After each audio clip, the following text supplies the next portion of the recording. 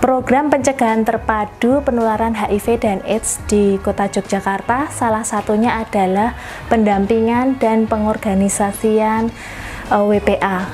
Saat ini kita akan mengadakan pertemuan dengan warga peduli AIDS di Kelurahan Bener. Ada 3 agenda yang akan kita usung. Yang pertama, itu mengenai brainstorming atau peningkatan kapasitas mengenai HIV/AIDS untuk peningkatan pengetahuan bagi kader. Yang kedua, evaluasi kegiatan. Dan yang ketiga, itu adalah perencanaan untuk kegiatan HIV/AIDS. Dan di bulan November, kita akan merencanakan kegiatan ini untuk diusulkan ke dalam musrembang, sehingga ada dana-dana dari kelurahan yang bisa dianggarkan untuk kegiatan HIV/AIDS. Kemudian kita juga mendatangkan tamu dari Pita Merah. Pita Merah merupakan organisasi yang sudah dibentuk oleh CDBTSDA yang terdiri dari orang dengan HIV positif dan juga keluarganya. Dan Pita Merah ini nantinya akan memberikan masukan terkait dengan kegiatan yang bisa dikolaborasikan di Kelurahan Bener. Halo, selamat siang. Nama saya Indri, perwakilan dari warga peduli AIDS Kelurahan Bener. CDBTSDA melakukan pendampingan ke warga peduli AIDS kira-kira dimulai pada awal tahun 2019. Saat itu memang dari kami sendiri, komunitas warga peduli AIDS Kelurahan Bener ini dari tidak tahu, terus kemudian ada informasi mengenai regenerasi ya, warga peduli AIDS yang dari pengurus sebelumnya yang kebetulan memang mungkin saat itu harus ada pengganti atau istilahnya ada kader warga peduli AIDS yang baru yang harus dilibatkan untuk Kelurahan Bener itu sendiri. Dan kebetulan dari CDBTSDA saat itu mungkin dari KPA yang saat itu mencari atau istilahnya ingin ada regenerasi baru dari warga peduli AIDS yang lebih dulu, kemudian dari CDBTSDA mengajak kami. Kebetulan dari kami ada perwakilan 5 orang yang bersedia untuk ikut pelatihan yang saat itu diadakan di Hotel Deluxton Jalan Solo. Dari situlah kami berlima mulai belajar banyak tentang BPA ini terkait dengan HIV/AIDS yang ada di sekitar kita. Pertama kali saya menyampaikan banyak terima kasih untuk pendampingan dari CDBTSDA, sangat luar biasa. Dari awal kami tidak tahu apa itu HIV/AIDS, apa itu warga peduli AIDS. Dari ajaan CDBTSDA, pelan-pelan dari pendampingannya kami sedikit banyak tahu, karena dalam pendampingan itu tidak hanya secara person atau mandiri, tapi kami diajak untuk berlatih, diajak untuk berbagi ilmu, sinau bareng tentang apa saja yang bisa membuat kami itu lebih baik, lebih berdaya, lebih mampu untuk kami itu sharing atau intinya berbagi ke warga terkait dengan penanggulangan HIV/AIDS ini ke masyarakat. Banyak hal yang dapat kami rasakan dari pelatihan-pelatihan atau pendampingan yang dilakukan CDBTSDA, antara lain yang pertama, karena kami di masyarakat dituntut untuk berani ngomong di depan umum, kita diajari namanya public speaking. Kemudian tentunya untuk public speaking ini kan harapannya kami tidak hanya mampu berbicara di depan umum, tapi kami harus sharing juga ke warga masyarakat sampai level bawah, dalam hal ini adalah mungkin RT ataupun Dasawisma ataupun di RW dan kelurahan yang lain, begitu kan. Nggak hanya di Kelurahan Bener, tapi harapannya dengan public speaking yang kami miliki, kami bisa berbagi ke warga yang lain yang intinya perlu ada pemahaman tentang HIV/AIDS itu sendiri. Selain public speaking, kami diajari juga tentang pelatihan pembuatan sabun herbal, apalagi di tengah masa pandemi. Untuk pembuatan sabun herbal ini sangat-sangat diperlukan. Selain sabun herbal, kami diajari tentang hand sanitizer, kemudian disinfektan, bahan untuk disemprotkan ya, terkait dengan untuk pencegahan COVID-19.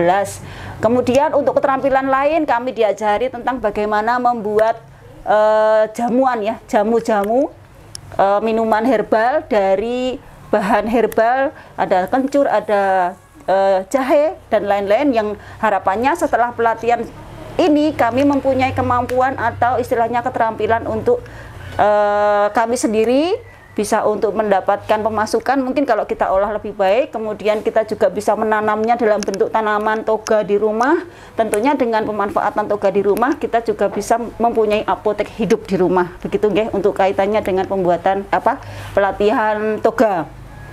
Selain itu kami juga dilatih tentang bagaimana memijit yang baik atau memijat yang benar dalam program pijat akupresur itu ya. Itu ada beberapa teman kami di WPA yang ikut. Harapannya nanti setelah WPA ini mempunyai keterampilan pijat, kita juga bisa praktek dan bisa saling berbagi terkait dengan pengobatan badan ini ya. Banyak selain keterampilan-keterampilan, kami juga diberi pelatihan tentang edukasi HIV itu sendiri. Harapannya dengan kita mampu sharing tentang ilmu dan apa itu HIV/AIDS, kita bisa berbagi ilmunya. Nah, manfaat dari pendampingan CD Bethesda banyak sekali dan ini tentunya sangat-sangat mendukung kami untuk kami lebih baik, bisa lebih berkembang, lebih bisa berdaya baik sebagai keluarga maupun di lingkungan masyarakat kami. Tentunya kami bisa lebih percaya diri karena kami dibekali ilmu, kami dibekali praktek. Selain kami punya ilmu, kami bisa mempraktekkan seandainya ada warga atau dari pihak pemerintah, dalam hal ini mungkin PKK, lembaga-lembaga lain mengendaki kami untuk bisa berbagi, itu kami sudah dibekali, akhirnya kami bisa percaya diri untuk bisa tampil di depan berbagi. Selain itu, kami juga lebih punya wadah untuk istilahnya itu seandainya kami membutuhkan jejaring gitu loh Mas, itu kami bisa lebih punya wadahnya, kita lebih enak untuk ini loh WPA ingin berbagi, ini loh WPA ingin mensosialisasikan edukasi tentang HIV itu sendiri di masyarakat. Berbicara mengenai hambatan, tentu untuk menjalankan sebuah proses ya, apalagi di kegiatan pencegahan HIV/AIDS ini tentunya banyak sekali. Yang pertama memang untuk pembahasan HIV sendiri kan masih tabu di masyarakat. Jadi hambatan yang pertama itu kita memang langsung ke warganya sendiri. Jadi untuk HIV/AIDS itu sendiri karena warga masyarakat masih apa toh itu HIV/AIDS belum tahu, jadinya kita masih terkendala. Misalnya kita mau mengadakan sosialisasi, misalnya kita mau mengadakan sosialisasi tidak langsung baik RT maupun RW itu mengiyakan atau menyetujui kegiatan itu dilakukan. Kemudian yang kedua, belum banyaknya kader yang mau atau mampu untuk terlibat dalam kegiatan sosialisasi atau edukasi tentang HIV/AIDS itu sendiri. Yang ketiga, dari pemerintah dalam hari ini kelurahan atau lembaga-lembaga terkait belum banyak yang mendukung atau istilahnya mau membantu terkait dengan sosialisasi atau kegiatan lain yang untuk mensukseskan gerakan pencegahan HIV/AIDS itu benar. Harapan yang ingin ya istilahnya semoga saja dari kami yang sudah terbentuk ini warga peduli AIDS di Kelurahan Bener untuk CD Bethesda untuk terus bergerak untuk memunculkan ide kreatifnya demi usaha pencegahan HIV/AIDS ini merebak di masyarakat. Dan kami juga sebagai WPA jangan terus bosan untuk berbagi ilmunya. Tentu kami sebagai WPA ini masih banyak harus belajar, masih banyak perlu didukung, dibantu, dibekali apapun yang terkait dengan kegiatan pencegahan HIV/AIDS ini dalam rangka menuju Triyero 30. Banyak hal yang ingin kami peroleh, banyak hal yang masih banyak harus belajar dari CD Bethesda. Jadi tetap maju CD Bethesda, setia melayani, memberi dengan hati dan tulus kepada WPA, khususnya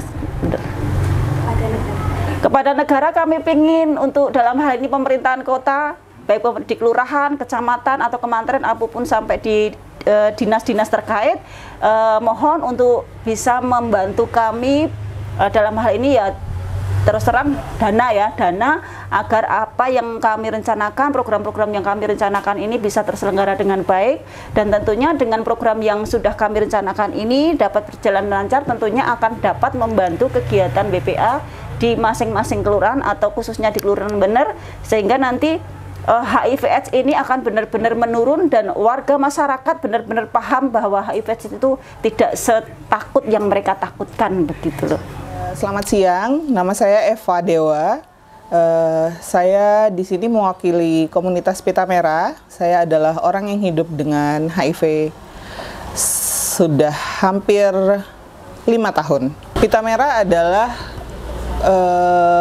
kelompok peduli yang anggotanya itu bukan hanya orang dengan HIV/AIDS, tapi juga ada orang yang hidup dengan HIV/AIDS. Jadi dia tidak terinfeksi HIV, tapi dia mungkin ada keluarganya yang hidup dengan HIV dan dia peduli dengan isu tentang HIV gitu. Pita merah itu kepanjangan dari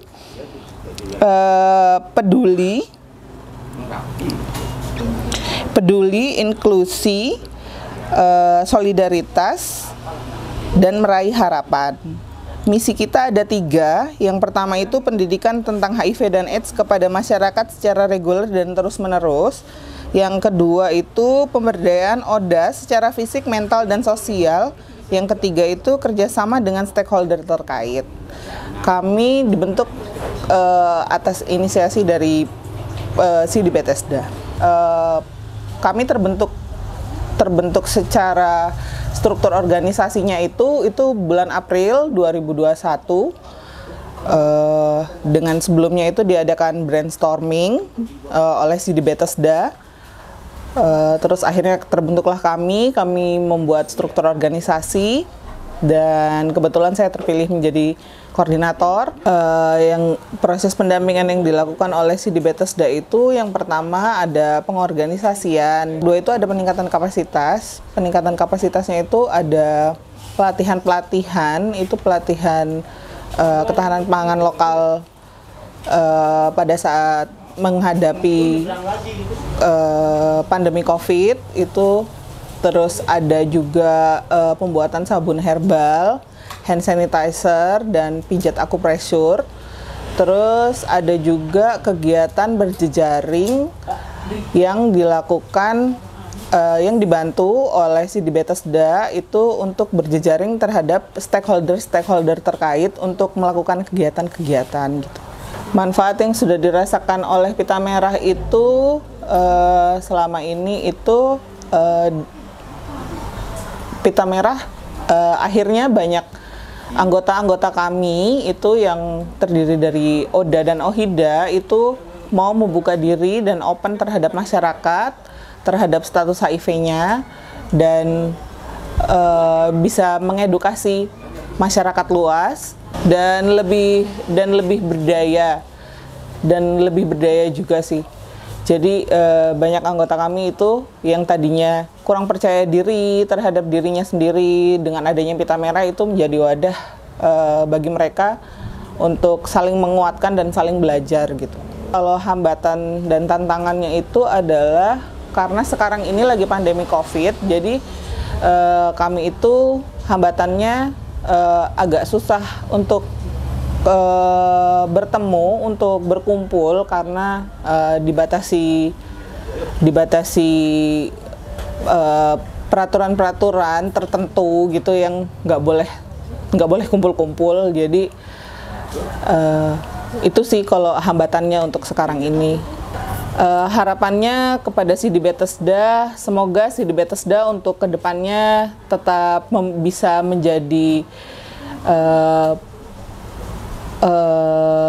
wadah kami untuk berkeluh kesah, untuk membimbing kami ke depannya lagi agar menjadi ODA dan OHIDA yang lebih berdaya dan bisa bermanfaat bagi masyarakat. Harapan kepada negara itu semoga untuk kedepannya tidak ada lagi stigma dan diskriminasi, karena seperti yang kita tahu adalah stigma dan diskriminasi itu pelaku terbesar. Stigma dan diskriminasi itu adalah negara ya. Jadi kami sih harapannya kepada negara tidak ada lagi stigma dan diskriminasi di dalam hal apapun dan aspek apapun gitu.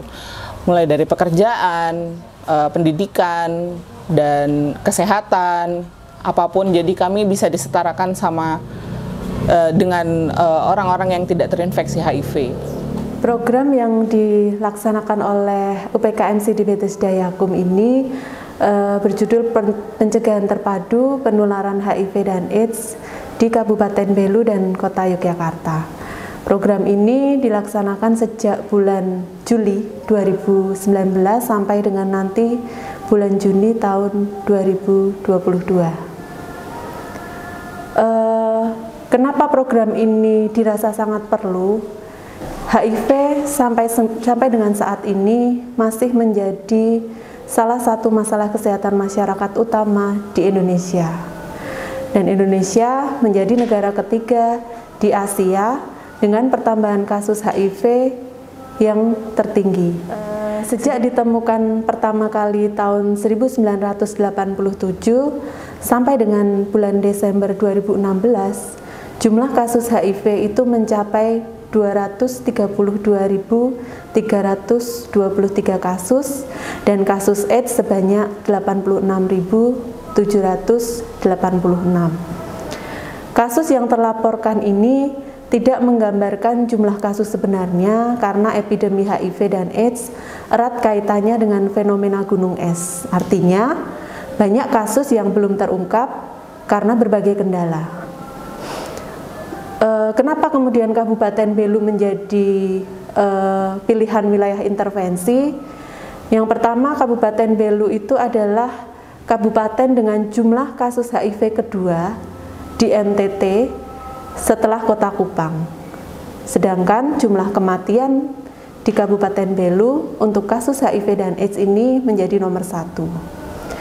Dan sampai dengan bulan Desember 2017 sudah ditemukan 416 kasus HIV, 657 kasus AIDS dan 234 kematian karena AIDS. Sedangkan Kota Yogyakarta sampai dengan bulan Desember 2016 ditemukan 894 kasus HIV, 257 kasus AIDS, dan 99 kematian karena AIDS. Meskipun program pengendalian HIV sudah banyak kemajuan, namun efektivitas maupun kualitas intervensi layanan masih belum merata di semua daerah, dan belum semua pihak itu saling terkait. Kemudian alokasi dana pemerintah untuk penanggulangan HIV dan AIDS di Kabupaten Belu itu masih cukup terbatas dan cenderung menurun, serta lebih banyak untuk aspek kuratif, padahal seharusnya proporsi anggaran paling besar adalah untuk promotif dan juga preventif. Kemudian layanan ARV atau pengobatan HIV di Kabupaten Belu hanya terpusat di RSUD Atambua, sedangkan rumah sakit yang ditunjuk sebagai layanan satelit belum berjalan. Yang lainnya, jumlah kasus LFU atau loss to follow up, orang dengan HIV yang kemudian tidak mengambil ARV, putus mengambil ARV di Kabupaten Belu dan Kota Yogyakarta masih cukup tinggi, yang menyebabkan banyak terjadi kematian karena AIDS. Kemudian yang selanjutnya, pengetahuan masyarakat di NTT tentang HIV dan AIDS itu masih cukup rendah, dan itu tentunya berakibat terhadap masih tingginya angka penularan HIV dan kasus stigma dan diskriminasi terhadap ODA. Kemudian selain itu, di Kabupaten Belu berbatasan langsung dengan negara Timor Leste, sehingga mobilitas masyarakat cukup tinggi yang menjadi faktor paling besar untuk meningkatnya penularan HIV dan AIDS.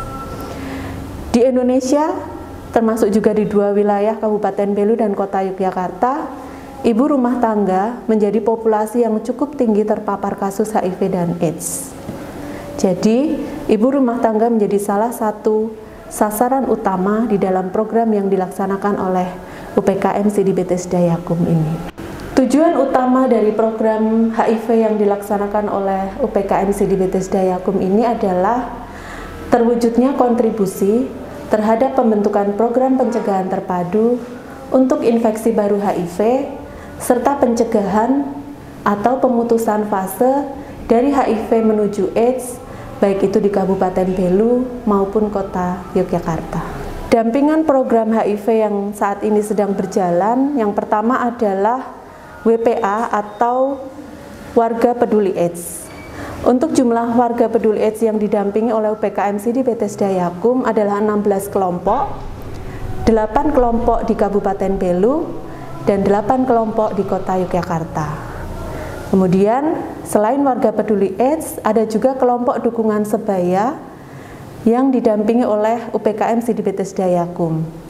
Jumlah KDS di Kabupaten Belu ada 3 KDS, kemudian di Kota Yogyakarta ada 4 KDS dan 1 kelompok peduli yang biasa disebut dengan pita merah. Sedangkan untuk jumlah orang dengan HIV yang aktif dalam kegiatan KDS yang kemudian didampingi oleh UPKM Sidi Bethesda Yakum sampai dengan saat ini adalah 179 orang dengan rincian 63 orang di Kabupaten Belu dan 116 orang di Kota Yogyakarta. Jumlah layanan kesehatan mitra yang bekerja sama dengan UPKM Sidi Bethesda Yakum adalah 7 puskesmas dan 1 rumah sakit di Kabupaten Belu, serta 4 puskesmas dan 2 rumah sakit di Kota Yogyakarta.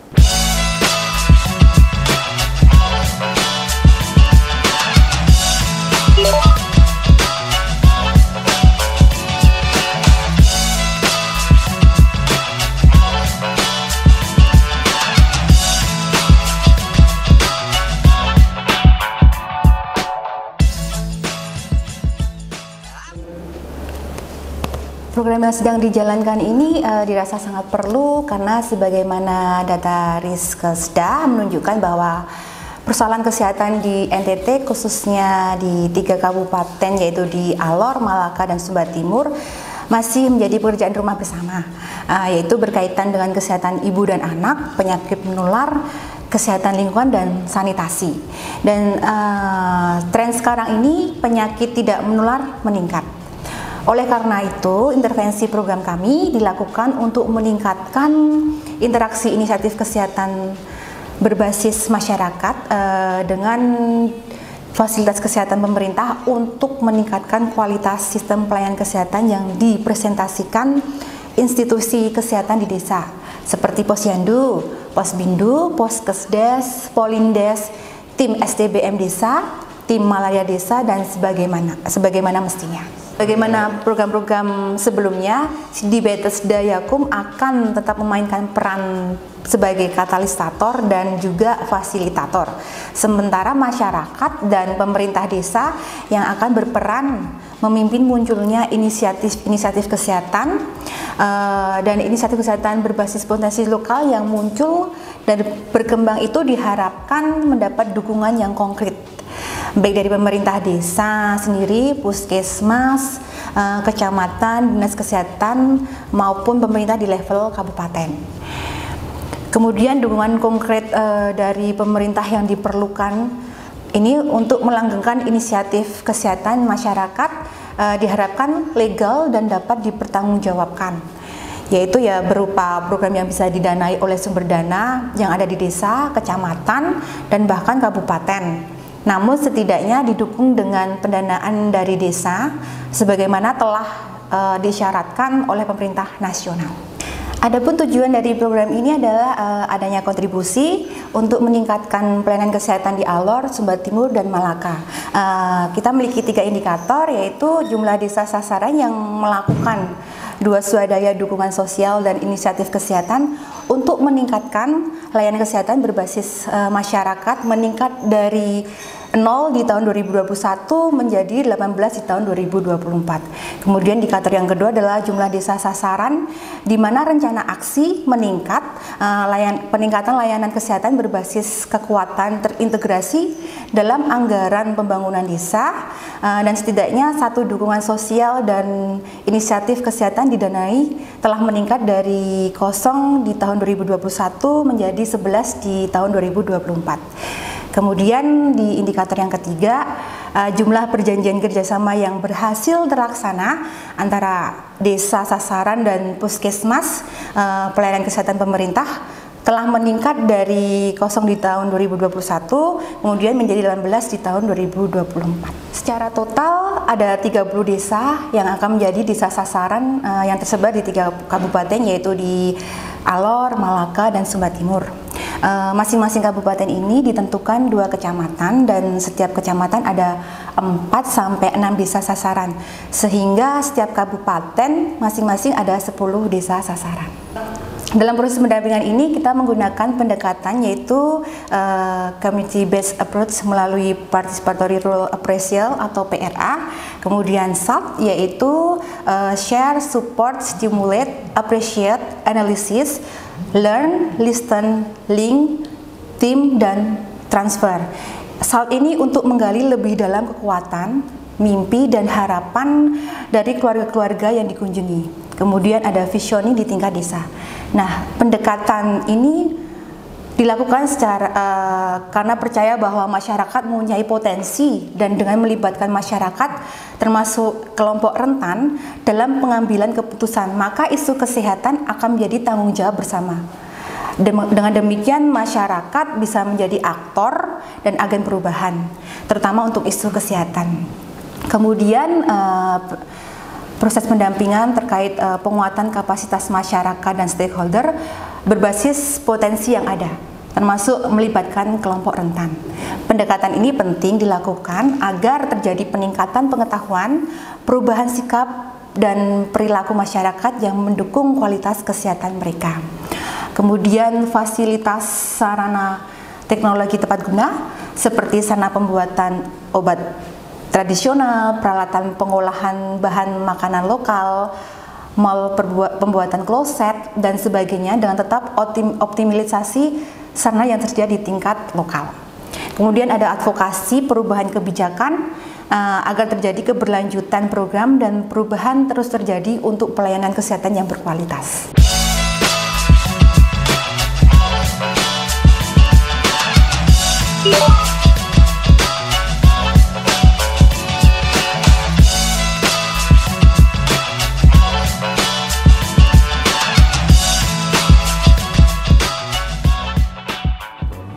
UPKM CD Bethesda Yakum Yogyakarta dilihat dari historis atau sejarah berdirinya, bermula dari musyawarah kerja Yakum, Yayasan Kristen untuk Kesehatan Umum, selaku yayasan yang membawa unit UPKM CD Bethesda. Itu pada tahun 1974 ada musyawarah kerja Yakum, yang disitu salah satu keputusannya adalah setiap unit atau setiap cabang pada waktu itu, dalam hal ini rumah sakit, untuk mempunyai community development untuk pengembangan masyarakat dalam isu kesehatan. Sehingga tahun 1974 dibentuklah CD yang sekarang populer dengan UPKM CD Bethesda Yakum, yang waktu itu masih di bawah Rumah Sakit Bethesda. Kemudian tahun 1978 ada deklarasi Alma-Ata dengan konsep pelayanan kesehatan primer. Disitulah kemudian CD Bethesda secara fokus pengembangan isu kesehatan dengan konsep pelayanan kesehatan primer, atau juga lebih kita populerkan dengan istilah atau slogan rumah sakit tanpa dinding.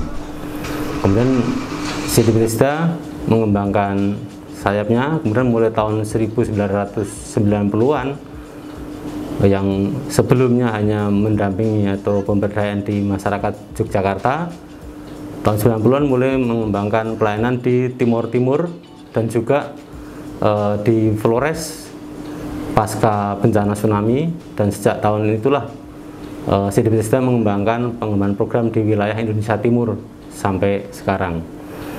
Kemudian pada tahun 2016 UPKM CD Bethesda yang sebelumnya di bawah Rumah Sakit Bethesda dimandirikan oleh Yakum, sehingga sekarang sudah menjadi unit mandiri di bawah yayasan langsung. Dan CD Bethesda tetap sesuai komitmennya mengembangkan pelayanan kesehatan atau pemberdayaan masyarakat di Indonesia Timur. Kemudian visi kami adalah menjadi lembaga yang unggul di dalam memberdayakan masyarakat berdasarkan potensi yang dimiliki dan membuka aksesibilitas kelompok rentan dengan dukungan sumber daya manusia yang kompeten, profesional, dan sistem informasi manajemen yang memadai. Sedangkan misi kami adalah memberdayakan masyarakat dan komunitas agar mampu mewujudkan sistem pelayanan kesehatan yang berkualitas. Yang kedua adalah menjadi lembaga yang mempunyai keunggulan kompetitif di dalam pelayanan kesehatan primer yang berkualitas. Itu misi kami. Kemudian struktur kelembagaan kami ada dua pokok di dalam struktur kami. Yang pertama adalah program pelayanan kesehatan primer sesuai mandat kami. Kemudian juga kami mengembangkan fundraising, sehingga ada unit bisnis atau unit mandiri, yaitu dalam kerangka untuk kemandirian dan keberlangsungan kelembagaan. Isu program yang dikembangkan oleh CD Bethesda ada beberapa, yaitu isu kesehatan ibu dan anak, kesehatan untuk penyakit menular, kemudian isu sanitasi dan air bersih, kemudian isu HIV, dan tentunya juga pengembangan pangan lokal, kemudian juga pengembangan penyihatan tradisional baik melalui akupresur maupun herbal. Itu isu-isu yang kami kembangkan di masyarakat dampingan, dan sekarang kami melayani kurang lebih kalau bicara area itu ada 5 kabupaten kota di Sumba Timur, di Alor, di Malaka, di Belu, dan di kota Yogyakarta. Kalau kita bicara jumlah wilayah atau area dalam konteks atau skop desa atau kelurahan, ada 8 kelurahan, ada sekitar 40 desa, dan juga tentunya kita menggandeng pemerintah, dalam hal ini Dinas Kesehatan sebagai ujung tombak. Puskesmas itu ada sekitar di kota Yogyakarta 4 puskesmas, di Belu 6 puskesmas, kemudian di Alor 2 puskesmas, di Sumba Timur 2 puskesmas, di Malaka juga 2 puskesmas. Yaitu beneficiaris atau masyarakat dampingan secara area yang kita layani sampai saat ini. Selain kita juga tentunya punya mitra-mitra alumni seperti akupresuris, herbalis, itu yang menjadi mitra kami sampai saat ini. Jadi selain kita ada program pelayanan kesehatan primer, kita juga ada unit mandiri dan unit bisnis. Nah, beberapa hal unit bisnis yang dalam kerangka mendukung fundraising itu ada pekarya kesehatan, jadi melayani orang sakit dewasa di rumah, dan sekarang tenaga kerjanya adalah lulusan STIKES mayoritas. Kemudian juga ada bidang pendidikan dan pelayanan penyihatan tradisional, jadi kami juga punya klinik untuk akupunktur, akupresur, pijat refleksi, dan kinesio. Kemudian juga mempunyai pendidikan untuk masyarakat umum maupun tenaga medis dan paramedis. Kemudian ada bidang lain juga pendidikan industri herbal, di mana selain itu menjadi mandat kami juga kita kelola agar bisa mandiri, artinya juga kita melakukan bisnis di bidang industri herbal. Kemudian juga kita mengembangkan unit guest house atau penginapan yang kurang lebih sekarang punya 33 kamar yang AC, fasilitas kamar mandi dalam, dan juga beberapa fasilitas yang lain. Kemudian juga masih punya ruang fasilitas ekonomi kurang lebih sekitar 10 kamar. Itu beberapa unit untuk mendukung fundraising. Untuk mendukung visi misi dengan struktur yang ada, jumlah staf kami yang ada sekarang kurang lebih ada sekitar 48 dengan berbagai kompetensi tentunya. Kalau untuk staf lapangan jelas ya, kemampuan mengorganisir itu jelas itu menjadi kemampuan wajib. Kemudian juga dibekali kompetensi yang lain seperti keterampilan untuk akupresur, herbal, pangan lokal, kemudian isu HIV, kemudian kemampuan PRA, kemudian SAL, kemudian juga kemampuan-kemampuan lain di dalam kerja-kerja advokasi. Nah, itu tentunya akan mendukung kerja-kerja CD Bethesda di masyarakat atau di lapangan.